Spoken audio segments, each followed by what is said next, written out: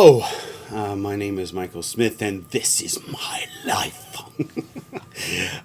Today it is Thursday, June the 22nd of 2017, and for me right now it is 5:19 in the a.m., and I got a belch really bad, and I don't want to do it on camera because it's really gross. And that, or I'm going to build it up that it's really gross, and then it'll come out like feet. And be like, oh, you can't even belch like a real man. So, anyway, yesterday, I haven't posted in a while, and I'm sure you all are very thankful because it allowed you to not have to get an email notification that the guy you subscribed to maybe posted yet another YouTube video or whatever, I don't know. Anyway, or you didn't have anything annoying in your news feed from me. But anyway, the reason why I haven't been posting lately is because I'm still coming off the new baby thing. Sleep schedule's still up in the air. But this week, I've been working overtime at work. I work at a factory. And in the position that I'm in, I have a really great schedule. I work basically banker's hours. But the downside with that, because of my position, I don't really have the opportunity for a lot of overtime. And with the new baby, and you know, just and having a family and wanting to provide for him, I try to scoop up overtime when I can. And this time it was possible, so I've been getting up extra early, and so I haven't been able to study and pray. It's thrown off my study and prayer schedule a bit. And that is a little frustrating. But the cool thing is getting up extra early has kind of been conditioning me, so that now that this overtime stuff is over, I can get up early and get around and get ready and rework that prayer and study into my schedule, and it doesn't seem like such a high hurdle to go over. So, you know. It was really dirty, nasty work. I mean, it was really bad. There was this one thing I was working on, cleaning out, and it literally smelled like the stuff that I was cleaning out of this piece of equipment was pickled manure. It smelled like somebody had taken manure and pickled it. But you know, that's how life is. You know, I mean, I could have gone into work and been like, yeah, this isn't cool. I'm not doing this ever again. And just went and just blew it off. But, you know, I learned a lot over the last couple of days of, you know, working with other people, listening to other people. You know, I was at work one day and somebody was talking, and I was just like, oh my gosh. I wish, you know, and I said a little prayer. I was like, God, please, could you figure out a way for this person to listen to themselves talk? And as soon as I said that, I was like, oh, wow, that sounded like such a jerk thing to say. I was like, you know, help me listen. Thank you for helping me hear myself talk like that. You know, and it wasn't even a prayer I said out loud. It was just something going on here. And I was like, wow, you know, I mean, people can be very frustrating. And I'll be honest, I'm when it comes to people, I'm very I don't know, what's the favorite term of the week? I feel socially insecure. I'm a shy person. But also that comes from part of that is I just love to watch people. I love to listen to people. I love whether it's the average Joe on the street.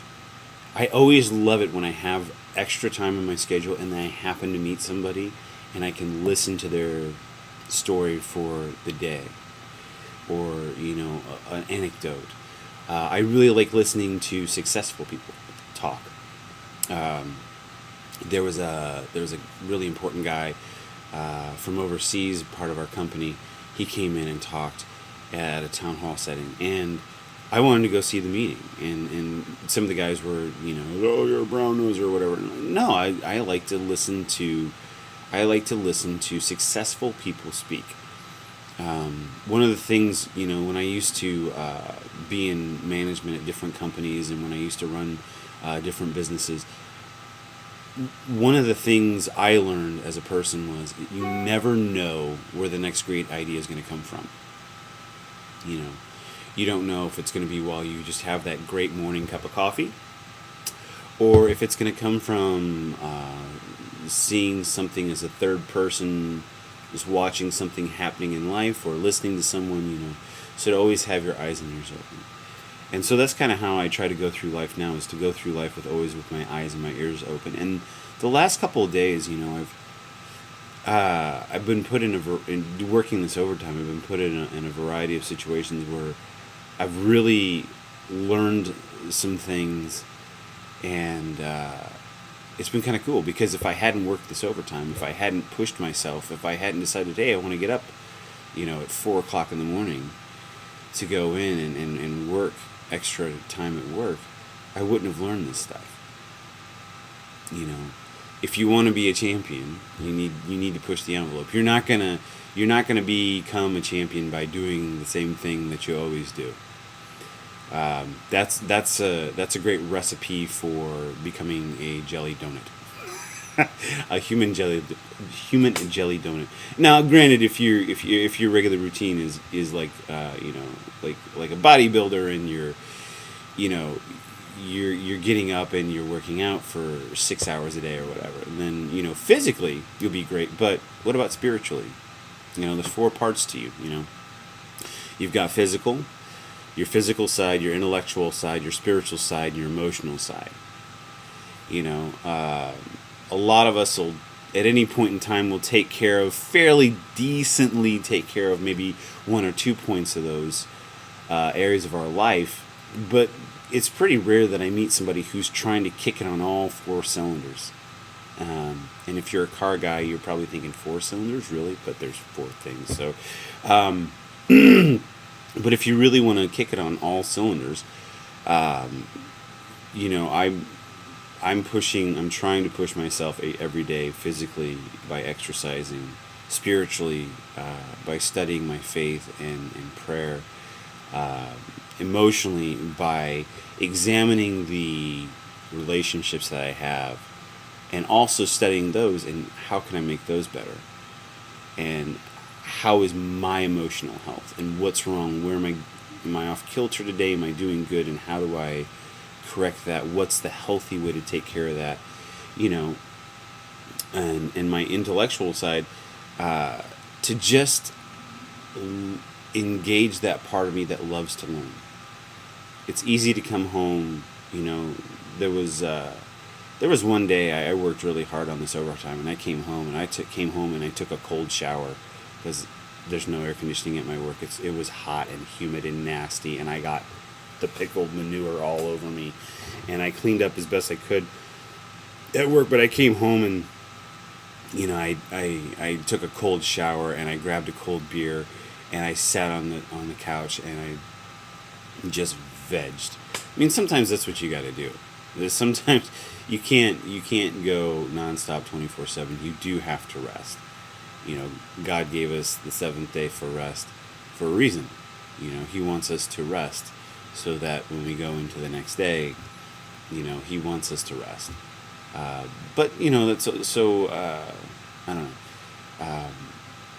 That's kind of what I've come away with over the last couple of days, and so yesterday I went in early, but I didn't stay late, and so I came home and I just truly tried really to be at service to my wife and for my kids. It was a little hard for me because I was still tired and hot and sweaty, and it had been a long day or whatever, and I probably could have done it better. Could always do it better, and that's what I'm going to try to do today. Do a little bit better today. But yeah, so that's my last couple of days, and that's all I got to say about that.